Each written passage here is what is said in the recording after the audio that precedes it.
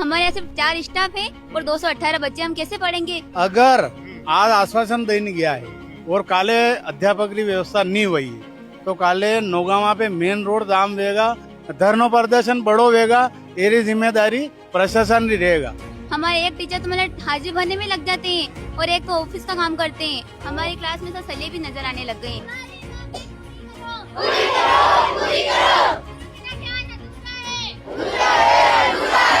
जिस देश के बच्चे कक्षाओं की बजाय सड़कों पर खड़े हैं, उस देश का विकास आप समझ सकते हैं और उस देश के भविष्य की कल्पना आप कर सकते हैं कि जिन बच्चों को कक्षाओं में होना चाहिए, जिन बच्चों को पढ़ाई करना चाहिए, वो बच्चे सड़कों पर धरना दे रहे हैं। क्या समस्या आ गई, क्यों सड़कों पर हैं आप लोग? हमारे यहाँ सिर्फ 4 स्टाफ है और 218 बच्चे, हम कैसे पढ़ेंगे? पिछले साल 3 टीचर का ट्रांसफर हो गया यहाँ से। 4 स्टाफ है और 218 बच्चे हैं।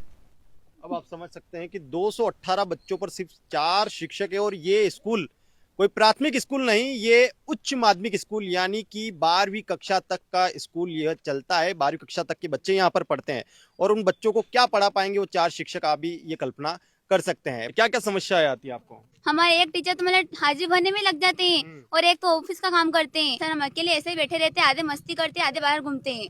आधे बाहर घूमते हैं। कौन सी कक्षा में आप? मैं 11th क्लास में हूँ। आप 11th क्लास में हैं। आप कौन सी क्लास में हैं? 12वीं में। 12वीं में हैं। कैसे पढ़ाई हो पाती है? आपका कौन सा सब्जेक्ट है? हमारा आर्ट्स है। यहाँ पर आर्ट्स है ना, तो कितने पीरियड चलते हैं आपके?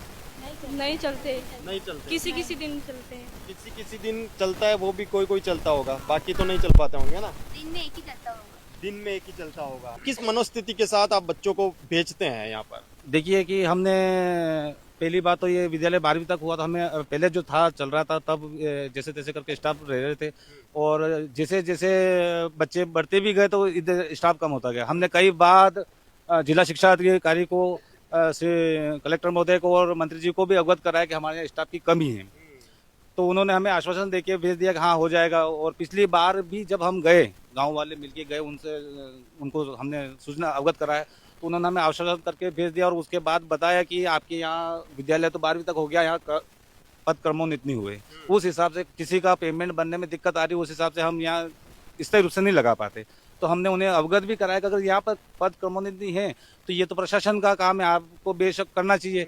अगर अभी भी हमने अभी जो अपने ब्लॉक शिक्षा अधिकारी आए थे उन्होंने बताया कि आपको अभी संतुष्ट करके गए हैं वो कि आपके इस सत्र में आपको टीचर मिल जाएंगे पूरे, पर फिर भी हमने रखा है इस बात को कि आप तो अभी भेज दोगे, उसके बाद जब तक पद क्रमोन्नत नहीं होंगे तो बाद में बच्चों का क्या भविष्य रहेगा। अब कैसे हम एक